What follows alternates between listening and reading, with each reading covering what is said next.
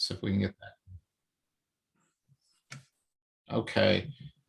So I just want to talk about something that I went through over the last year or so that I felt was one of the most significant self-employment problems that I faced and that I was able to solve. And when I'm talking about something like this, there's no kind of right way or right method.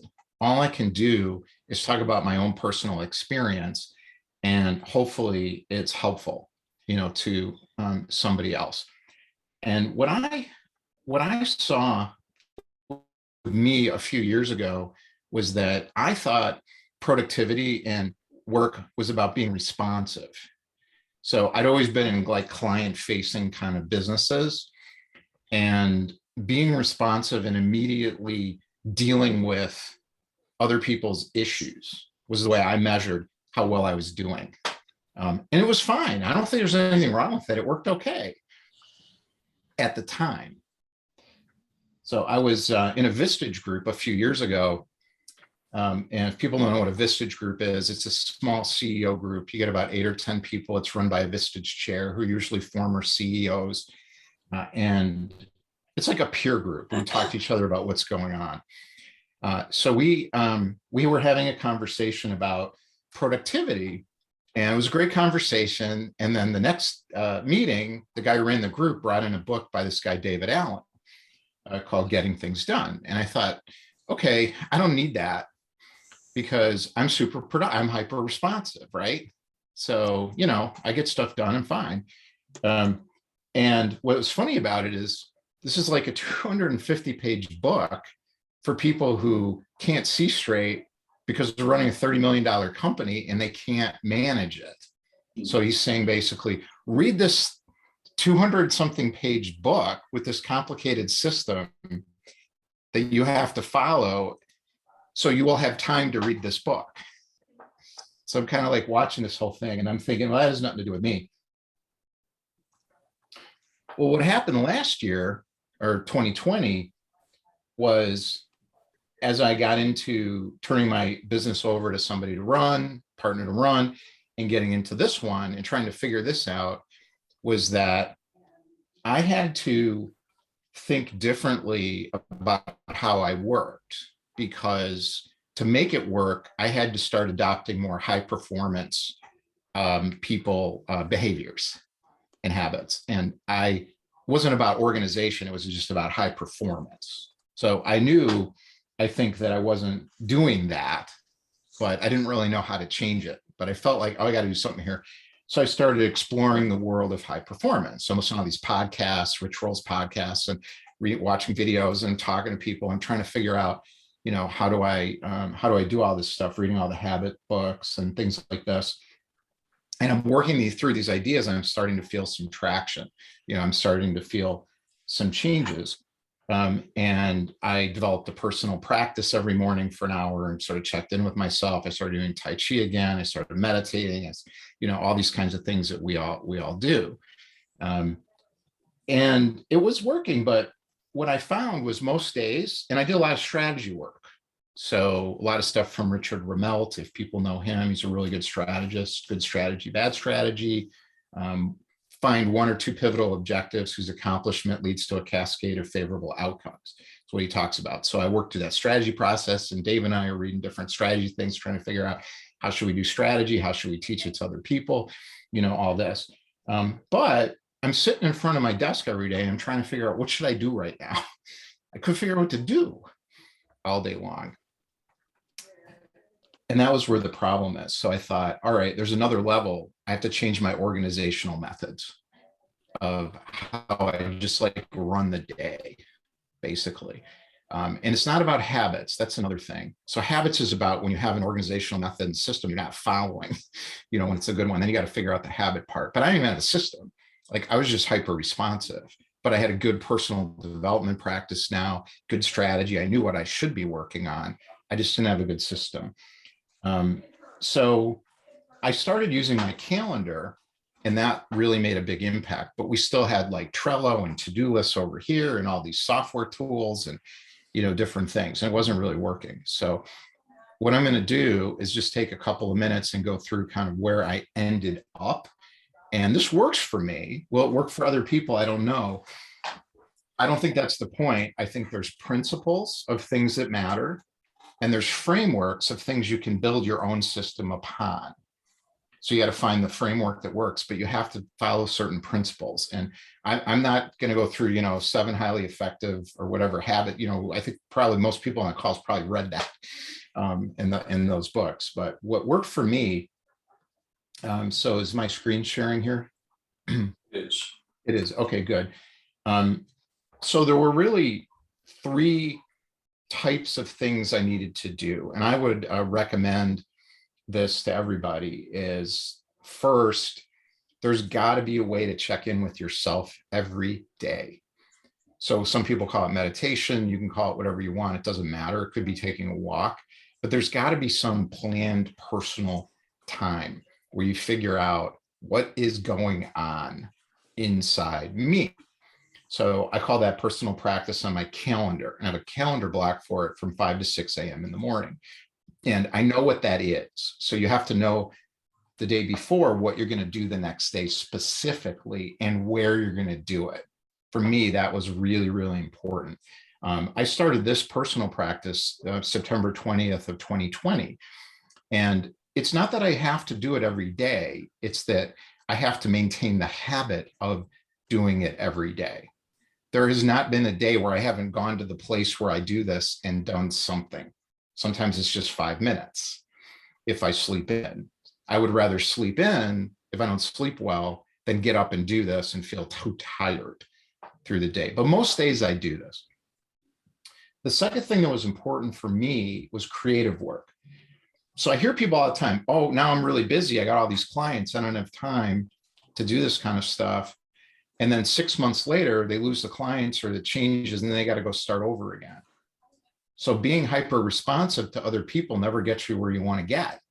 So I thought I have to work on my business for myself every single day. So I know when I have good ideas coming into my brain, everything works. I just take them, I use them. I could read books all the time, and I'll use the books. I'm not just spinning in ideas, and I use these things. Someone else may have a different thing that you have to do. Maybe you're super analytical, so it's working on business system. Doesn't matter. But for me, and this is the second kind of foundational thing I think, is we have to work on our businesses or ourselves every day in an organized manner, in a system. It just has to happen if you work for yourself. So otherwise, then other people's priorities are buttressing me all the time. So I just called it creative work. Then the Richard Ramelt stuff comes in, which is, what are the 1 or 2 pivotal objectives at any given time that will make a massive impact? And I started time blocking them. And we would look on a weekly basis. Dave and I do a daily stand-up meeting. What's going on? Where are you blocked? Where am I blocked? So we're not rethinking everything all the time, but we're paying close attention. Are we doing the right things or not? But once we know what the right things are, we're time blocking, or I'm time blocking them. So I've got, if I look out ahead, so connection conversations, and this is basically work on product. So those are the two main time blocks. I need to work on my product. I need to make sure I connect with a lot of new people. I'm always doing that. Now there's one more step, which is planning. So this was a step I missed. So as I mentioned, I was doing all this stuff, but it wasn't really working that well. And it was because I wasn't doing it in 30-minute increments. That was the difference. And I wasn't planning the day specifically enough. So I wasn't telling myself within that generalized area of focus, what does that mean? In terms of, I sit down, I don't have to figure out what to do. So now the night before, and I do it at the same time every night in the same place. Again, that's the habit part of this. I say, all right, what am I going to do from 6 to 7 a.m. in the creative work time block? So I was going to prepare for this meeting. It's like, okay, I got my family time. That doesn't change. My stand-up meeting with Dave. Well, now I got a meeting here. I need a little time before this meeting. I got this meeting. We got 30 minutes of networking after this meeting. I got to hold my time. I can't get on a Zoom call. And then I've got stuff that I've got to do that becomes specific. So I know what LinkedIn social media party means. It's commenting on a bunch of people's stuff in a certain way. So I got like 15 different ways I use LinkedIn. Those are different time blocks. But the main time block is basically connecting. So if that makes sense, what I'm doing is it says connection conversation. What I'm doing is I'm making that specific. So here's an event I'm going to, podcast topics. That's part of working on the company. So what are my podcast topics? That's part of the product, working on the product. A couple of meetings. Here's another LinkedIn time block. Searching the keyword gratitude, because David Lloyd George, or David George is speaking next week. I'm interviewing him next week. He talks on gratitude, David George Brooks. So I'm going to do a search on LinkedIn on gratitude. I'm going to start commenting on people's posts who comment on gratitude because it fits with building attendance and stuff like this. Okay. So hopefully that helps. If anybody has any questions, we could do that before Tom and I start talking, or if you want to weigh in on your own system. I'm sure there's people here. I know a few who are really good at doing this. So if you want to weigh in, feel free. I was just wondering, on the schedule, I didn't see Sexy Pakistani anywhere. It's on there. Oh, okay. I didn't see it. Yeah, it's on there. You was once. When yeah, keep going. I really appreciate having this conversation too, because when I started working with a Sexy Pakistani, it really changed my life. Being able to schedule and block these things out, all joking aside, not only did it create a space for me to relax and focus in what I was doing from a business perspective, because consistently before I did this, my mind was racing. When I would sit down to do work, my mind was racing about all the family time I should be spending with my children and vice versa. And so when you have that concise schedule already blocked out for you, it decreased my anxiety tenfold. Yep. So both professionally and personally, I've seen a big difference. That's great. I mean, so Lynn, you mentioned the Pomodoro method. How long have you been using that? And what adjustments have you had to make it work for you? I honestly am not using it. I have so many things going on, but I do believe in the Google Calendar. But for the past couple of years, I have followed this guy called Steve Dotto from Dotto Tech, D-O-T-T-O. And right now he's running a 21-day boot camp, but he does this webinar Wednesday, and he teaches tech skills to boomers and Gen X. And one of the sessions that he had was on how to do the Pomodoro method. And I just remember that. And it I guess it does help if you set certain time aside to block out and be productive, and you're not distracted by social media or email. But again, I've got 2 businesses and I'm working on my doctoral dissertation. So I do the best I can, keeping the Pomodoro method in mind, but I am not, religious about it. So this is my point. This was the point. This is where we started. So as I got through this journey, I was experimenting with all these different methods and actually not effectively using any of them. And I think that's where most of us end. So knowing these things and knowing what they're called isn't helpful at all. So this guy gives me a book with 10 other people who are overwhelmed CEOs of businesses that are very complicated and says, here's the method. We got to adopt and use these things. And the busier you are, the more urgent it is that you immediately stop and find one that works for you, that's yours. This has been my experience watching other people spinning in circles for years, and you don't have to. There's ways of doing this. So Susan, you had your hand up, and then Sajad, and then we should cut it there. And sorry, Jeff, we should go to, I don't want to run out of time with Tom. Yeah. So I worked with Sajad last year, and even though I have been using a Google Calendar and I color code it, been doing that for years. It's a matter of being productive and efficient and knowing what's important, what's related to what is a sales related activity. You know, you're in business for a reason. And so I totally transformed my calendar, and which is a reflection of how do I use my time? So I became much more productive. And as a result, this affected my bottom line. And I also teach this. I mentor, you know, I'm a CFO in your pocket and a business mentor. And I pass this on to the people that, you know, I'm mentoring. I show them how to run their business and their life and not be overwhelmed and be stressed out. I mean, this is such a powerful tool, but you do have to know how to use it. Yeah, so there's a lot of things that line up. I think what I showed in some ways is a simplistic version of what it takes to figure this out so it actually works. Yeah. For yourself. But the point is important. So let's go to Tom so we don't run out of time. So what I just want to say, like, as I introduce Tom here, is that, you know, sometimes I meet people and I just get a sense of, you know, this person is like a real player in the sense of it's the real deal. You know, Tom, you totally get it. And, you know, if I look through your bio, which we put up on LinkedIn on the event, just kind of read some of it. You know, you've owned businesses your whole life. You're a serial entrepreneur.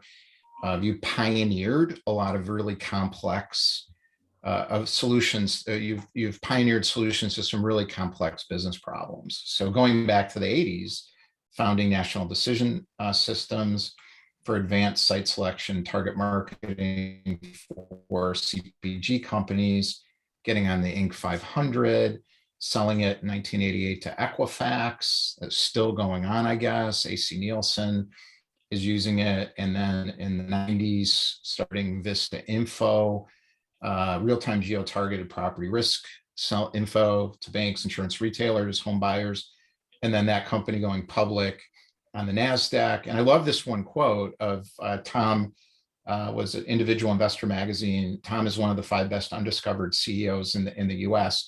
And maybe that's why I was able to talk to you, because the discovered ones won't talk to me. And now you're doing it again. And I think this is kind of the point, because, you know, look, I don't have the stellar level there, but I got my own version of it. I mean, I've done 17 million in revenue for myself, being self-employed over 22 years, 750K plus annual revenue, but never felt a big sense of accomplishment around that.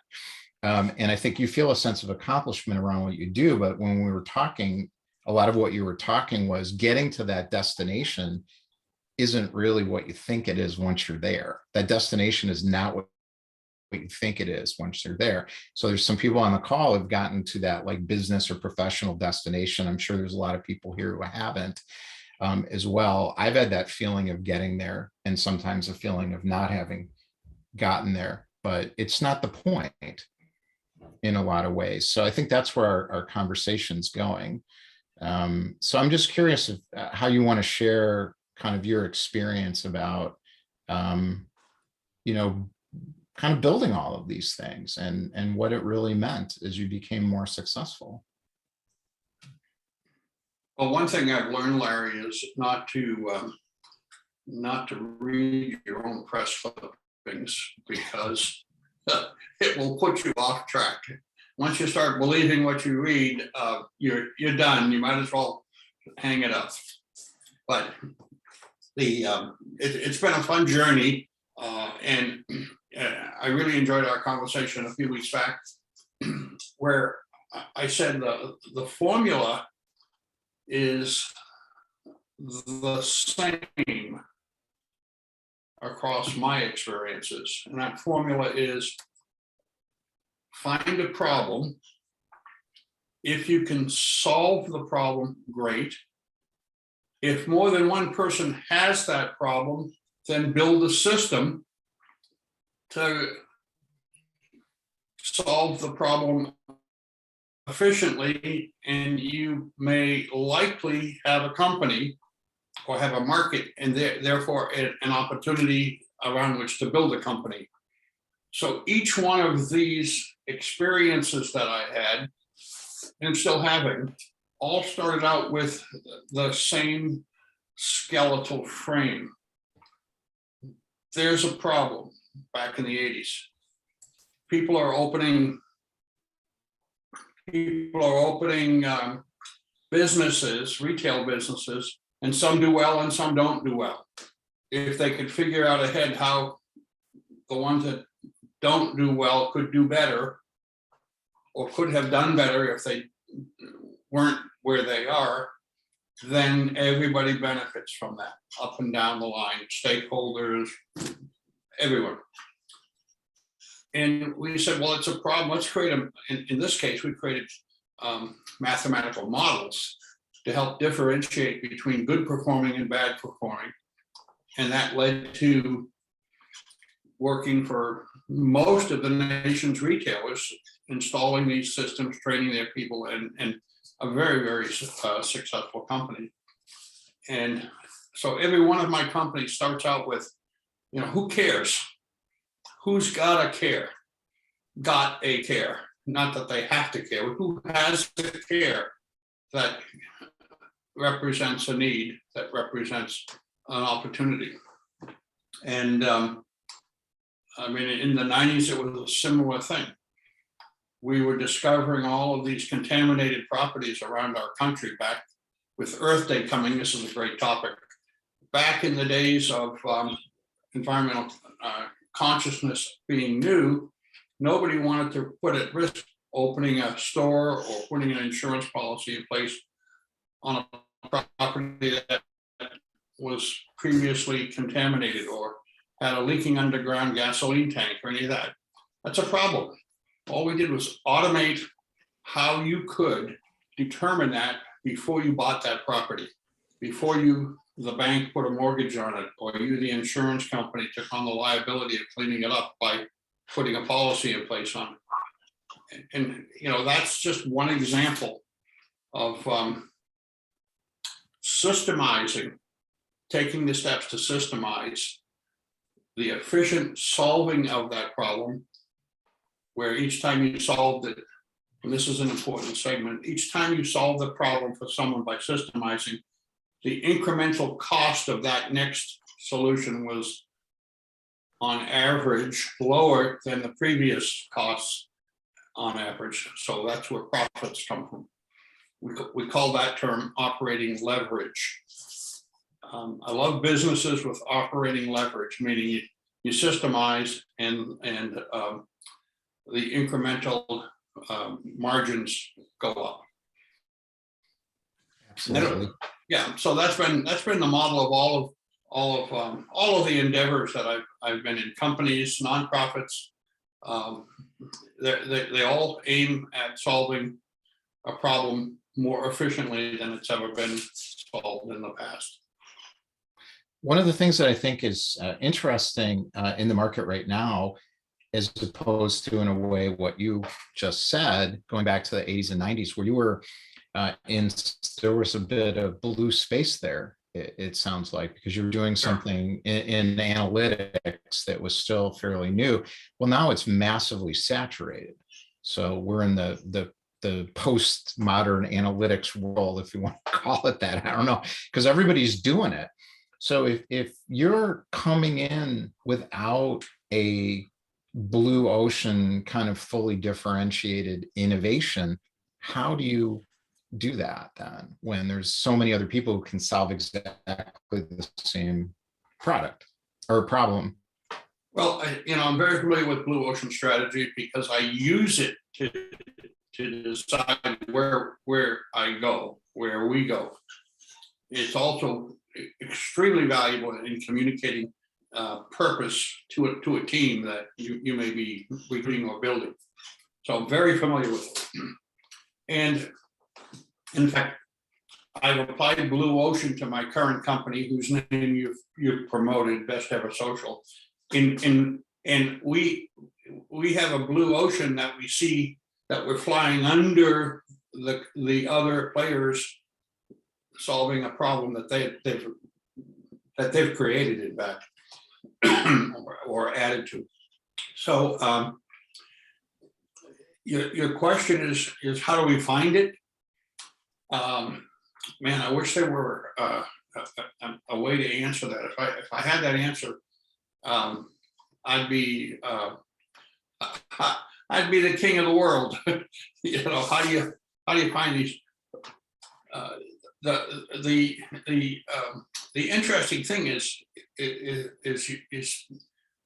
I'm reflecting because it's not a rote response. Right.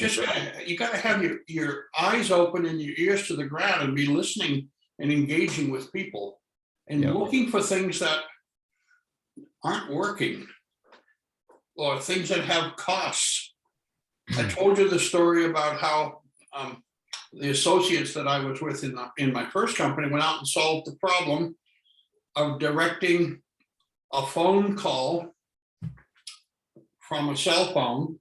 If I called Larry's Pizza Shop in Evanston and I dialed 1-800 Larry's Pizza, the technology was built so that that call would get directed to the right Larry's Pizza Shop. If I had a package, I'm going to make it even more relevant.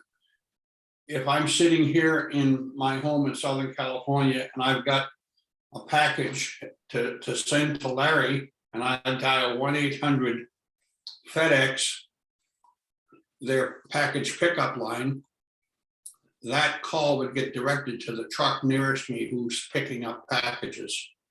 Now, it just connected all these disparate pieces together into a solution. And that is create efficiency by translating a caller to a location and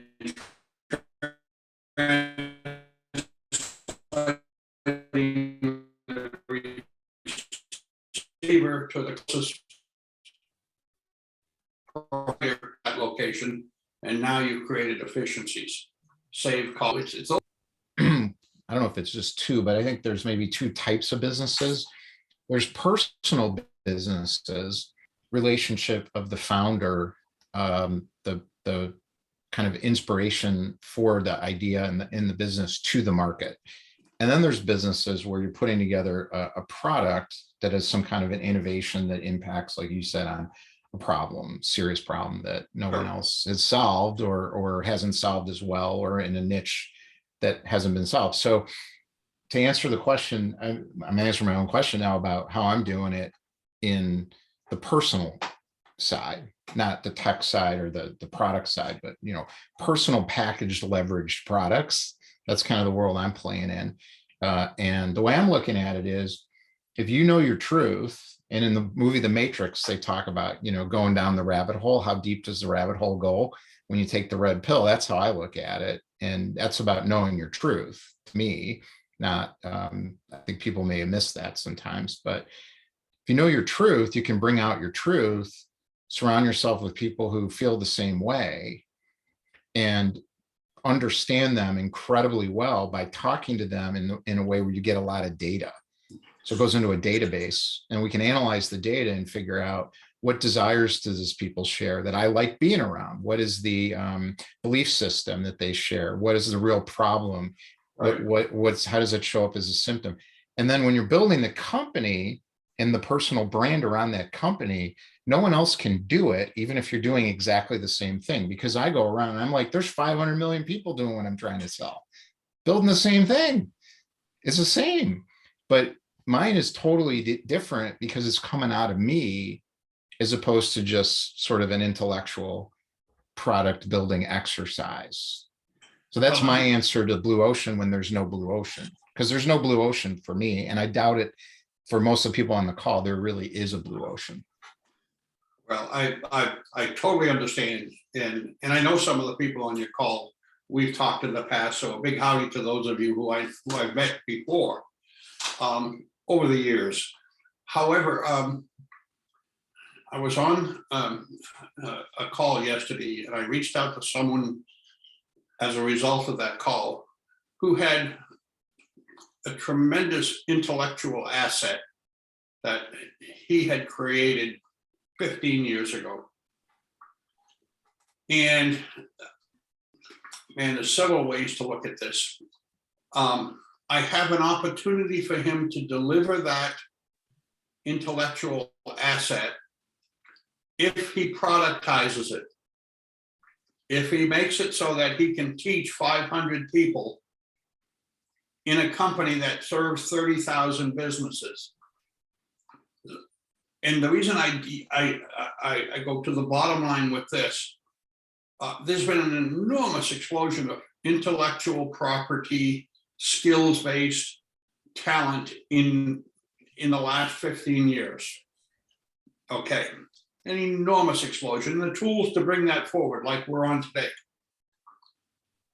However, there's an enormous set of limitations facing all of us with that IP. And that is first limited by the 24-hour day. You talked about that earlier. Second, limited by the noise we have to break through to have our offering or message land. If I can take what I do, and the first way that people take what they know and put it into something with leverage is to write a book. And there's a few of those that people have written. Now I've written a book and I can share it. It becomes my door opener or my prospecting tool or whatever. So that's, but if you can take that piece of information or that talent, and this is a mouse, and turn it into a tool that people can buy for 50 bucks or 50 bucks a month or whatever, my talent has been productized and my opportunity is scaling to some level more than what I can do in my usual 24-hour day. So it's rare that I meet someone with a unique set of experiences to share and messages to deliver where they say, gee, I wish I could find a way to package this up and get lots of people to buy it. It's rare that I meet someone who doesn't feel that way. I want to make sure I said that the right way. Mm-hmm. Everyone would love, but not everyone, most people would love to find a way to ship it out the back door in boxes or over the web and get paid a little bit each time because there's tens of thousands of people consuming it. And so I think it all goes to the same place, really. And that is, if you bring together your blue ocean model and your unique selling proposition and the problem to be solved, and you start knitting those together and say, well, what efficiencies can I bring with tools and technology and delivery platforms to make it efficient? And once you start doing that, you have an Amazon.com or something approaching that hopefully one day. I love what you're saying, and it's very much how Dave and I are thinking about what we're doing. Certainly can't claim success in that area, but it is the same thought process. And a couple of things that came to mind as you were talking about it. One is that there is a trap, I think, that people are falling in, and there are people who are aggressively selling the trap to fall in. And that is called digital course trap, the digital courses. So the idea is productize that in a course and then go sell the course for 49 bucks or whatever, get known in social media, and all of your problems will be solved. Sure. Yes, I think it's possible. I think it's pretty rare that it actually gets anywhere. I think the way we're thinking about it, and I'm curious to get your thoughts, and I think there's other people on the call who are probably trying to do the same thing I am, is in the ability to deliver a system that the kinds of people who fit the criteria, like you talked about lining these things up, are able to use at a low cost that can be leveraged to do something and solve a problem that's a really serious problem, as opposed to just learning something. And that system is sticky enough, because once it's in, you take it out and the house falls apart. So I think behind the scenes, this is the kind of conversation we're always having. But I think there's two other things I would say. One is, first, the idea of living in agility, which is really what's called mindfulness. I just call it living in agility, means you're paying attention all the time to what's actually happening, not what you want to be happening, but the reality. You were talking about that. That's really important. It's my 5th principle for successful self-employment, is really sticking in that agility. And the second part is principle 2 for me, is personal resilience, which is these answers don't come immediately. I think you stumble into them because you're living in agility, and you just keep doing it. Oh, I totally agree. You know, stick-to-itiveness is a requirement for all of us here. If you don't keep going, then you might as well have never started. Okay, go get a job. Go get a job. And respectfully, that's a meritorious destination. But if you're going to try something, as I like to say, never, ever give up. Just keep going, keep figuring it out. And if you're right in your assumptions in getting started, and you're passionate about pursuit of those, then you'll figure it out. You may be dizzy from all the pivoting, but that's okay. That's part of learning how to dance. I had a conversation, I don't know, 6 months ago or something like this, with a guy who I feels like a couple years ahead of me. And, my question is, how'd you do it? Where were you, and kind of where'd you get, how'd you do it? And that's kind of what this is about, I think, is what really happened. And he said, I just kept trying stuff that didn't work. And then I did another thing that didn't work. And then I did another thing that didn't work. And then I tried another thing that didn't work. And then all of a sudden, there's a guy in my company who I've been working with for years who said, oh, I know how to do that, when I brought an idea of another thing we could do. And he's like, you did? Like, why didn't you tell me 2 years ago? He said, well, I never thought of it. Because the operations people like this don't think that way. Well, all of a sudden, he's got somebody in his company who already knows how to build exactly the thing he thought would be a viable product. Yeah. Well, they did it, and all of a sudden, boom. Yeah. The business started going. I totally understand. Is that luck?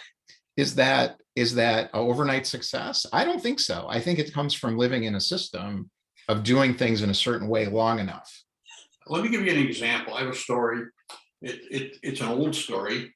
Back 30 years ago, a company out of Cincinnati, you all familiar with, Procter & Gamble, needed to figure out how to improve the distribution of Pampers versus Huggies. Who bought Pampers, who bought Huggies, and how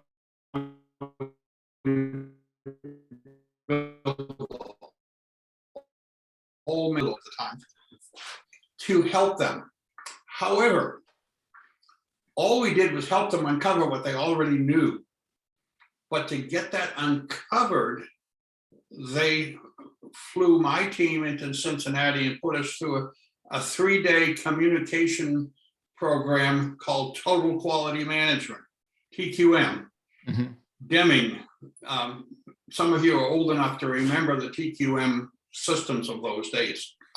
But all it did was cause people who have a problem to learn better how to talk to people who have a solution, and to bring the players around it so that you really were creating something that was going to be a successful and lasting outcome.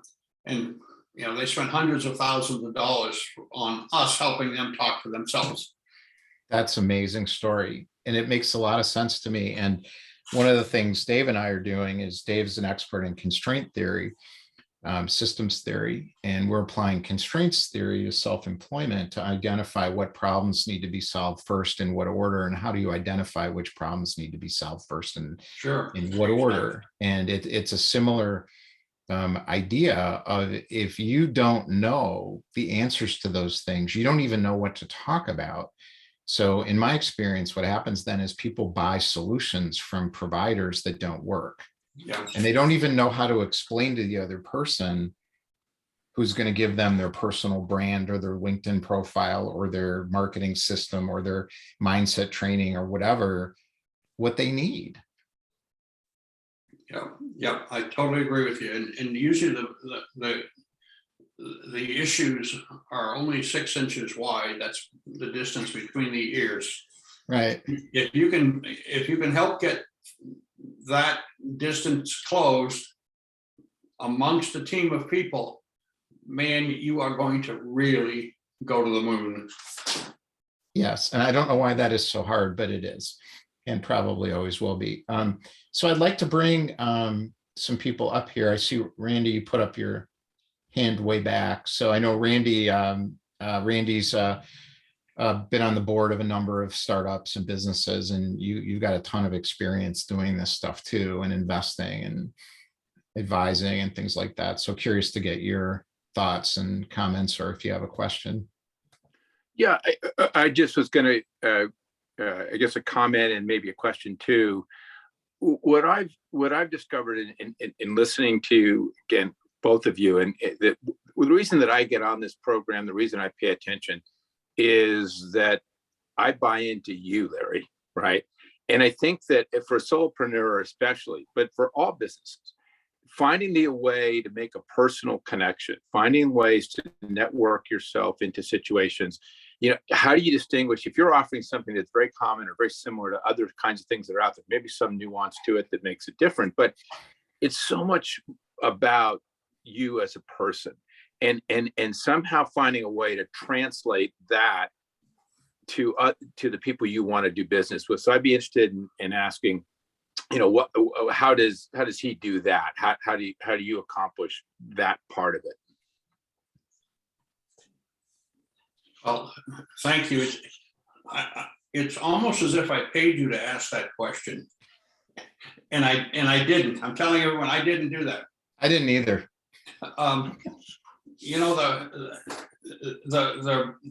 The challenge that we face today is one of where technologies and companies have implanted their technologies in our lives in such a way as to break down the communications between people, between us. Okay. I talked with a gentleman yesterday, a friend and a client.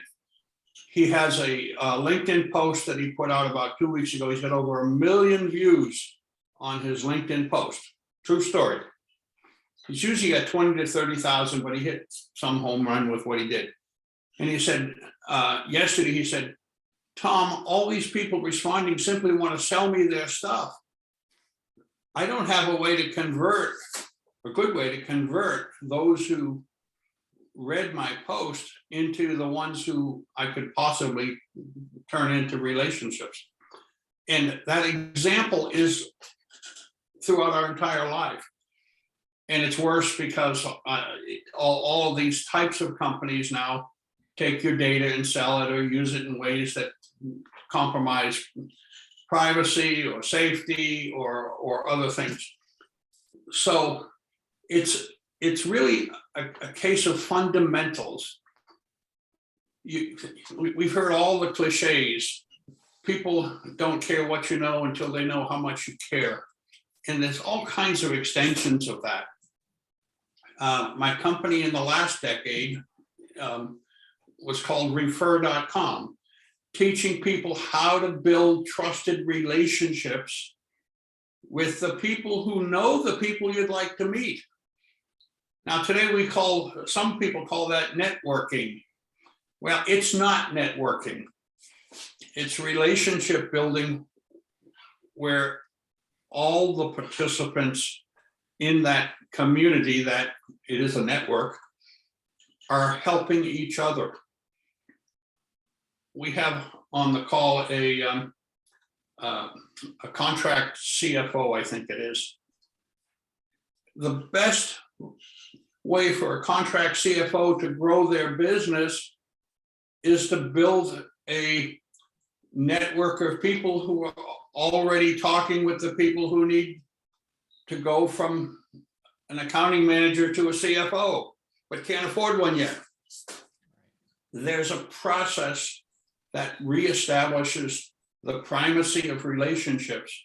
If you follow that process, and I built a company in the last decade, a significant company, 5 million users, taking professionals back to that foundational framework. There's a term we use, I haven't used it today. If you want to know what works, you've got to create a system and apply that system in a repeatable way. Here we are again, operating leverage, systematic and repeatable. When you put those two things together in terms of people-to-people connections, your business is going to grow. Your consulting practice is going to have a pipeline that's filled up. You could be a business coach, or you could be in any professional service, and you will flourish if you focus on that relationship engine and work on that. I want to answer Randy's question too with another system, with a system. So we talked about it last week. So I started last week and I talked about archetypal identification of it and why it matters to, and who it matters to, and for what reason. That is the beginning of development of personal brand, a brand. So if you look at big companies, you know, they all have a founder story, and all of them. You can do dig. There's a founder story in there somewhere that informed the culture. Well, the founder story, and we all have ours, is based on one of 12 archetypal identities with a sub-archetype. So I'm not going to go through it all because we went through it last week. So that's the first thing. You got to figure out who you are really deep. That's the rabbit hole idea. And then the second thing is you got to understand the impact and on who. So the impact falls, and there's a quadrant where you're moving people either to safety or away from safety to mastery, or from security to security, or away from security to independence. And that's the beginning of starting to do what you said, which is to bring your unique personality out into the market as a personal brand. And there's obviously a lot of steps. One of the next steps is the Star Wars hero journey story. So you got the Donald Miller version, but I found another version where I went back to the Joseph Campbell version where you tell the whole story. Mhm. If you think about storytelling, I'm like, oh my God, I wrote my story out and I was like, there's 15 steps here, and it's winding around in circles and like all the stuff. And I thought, well, Donald Miller left out like half of it.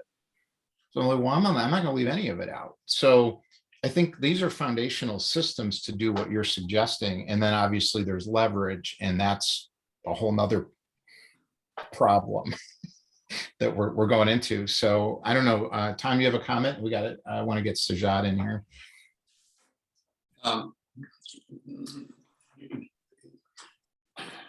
No, I love what you're saying.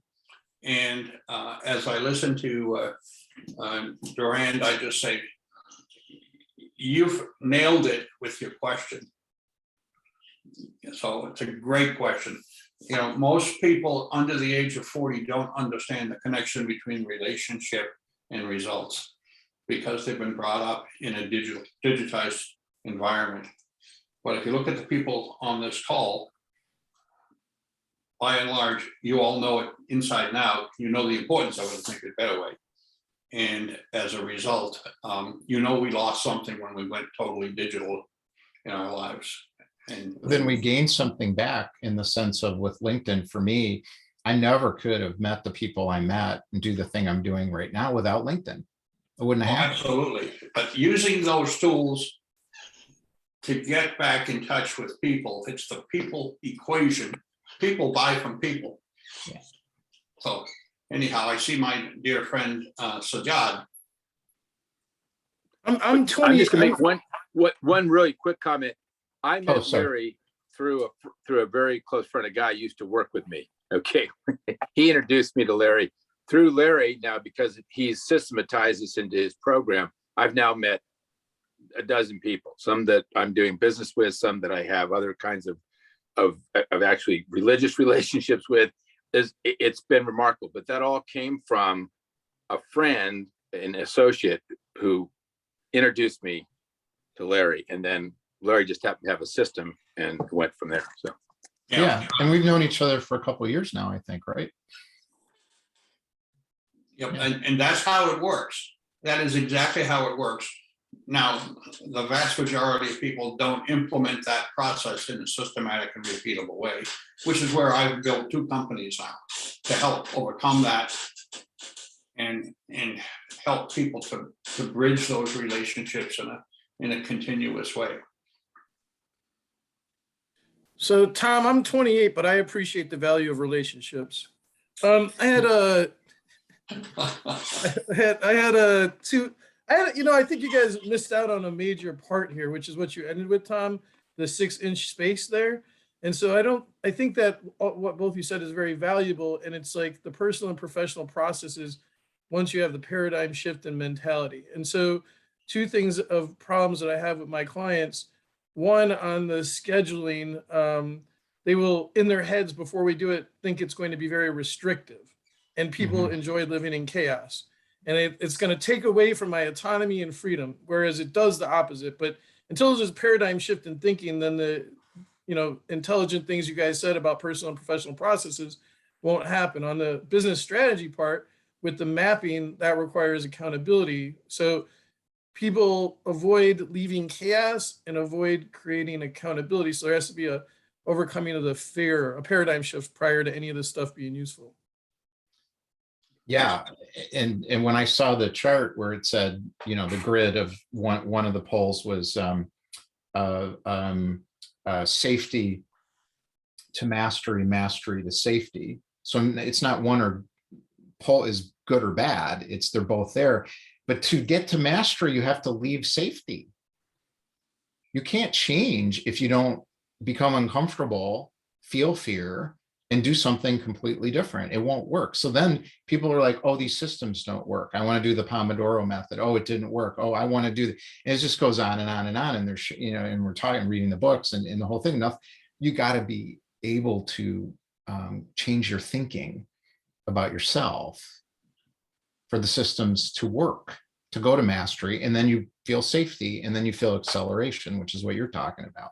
That's what happened with me. I don't feel restricted when I do my plan for the next day. Yeah, I can sleep at night. Absolutely. You've taken the risk out of not knowing. Yep.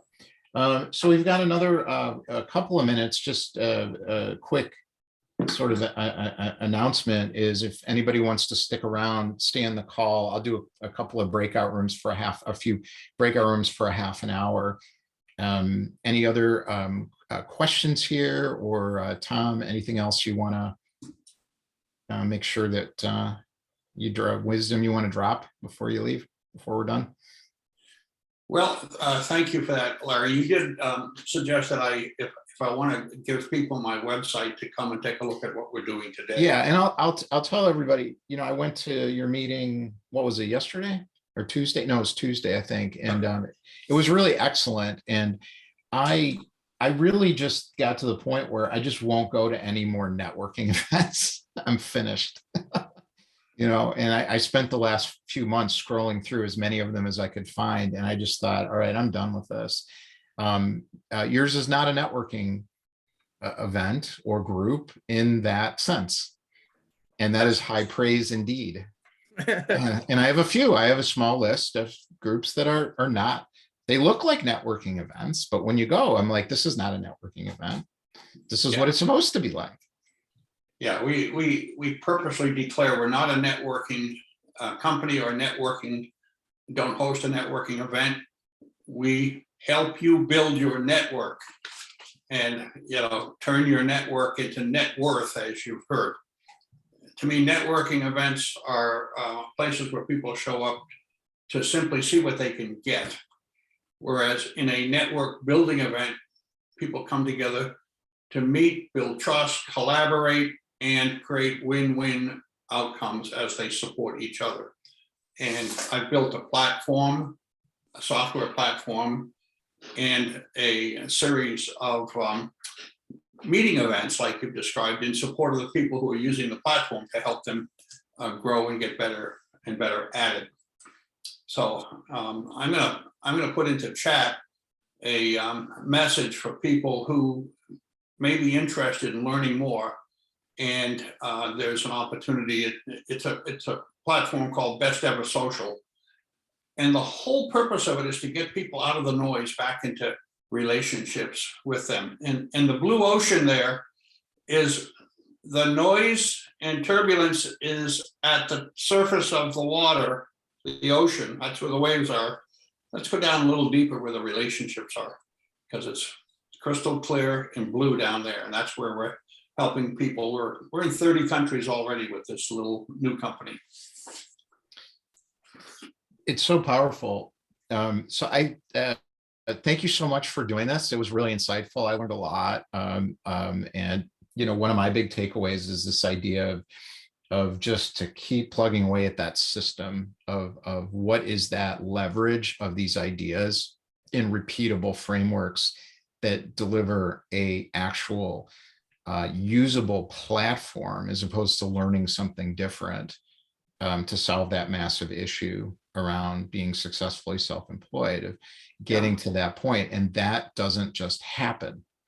So I think that's the big takeaway for me too, for a lot of people is it's like, if you look at Tom's history here, he's figured out a methodology that worked and repeated that methodology or system over and over and over again, knowing kind of how to put guardrails around the chaos. Yeah. I don't know. That's the image I get of you. You're not in chaos. You have guardrails around chaos. It's keeping the chaos out. That's really what it is. And I appreciate the opportunity to be with you and your mates here today. And I just appreciate what I'm learning from you.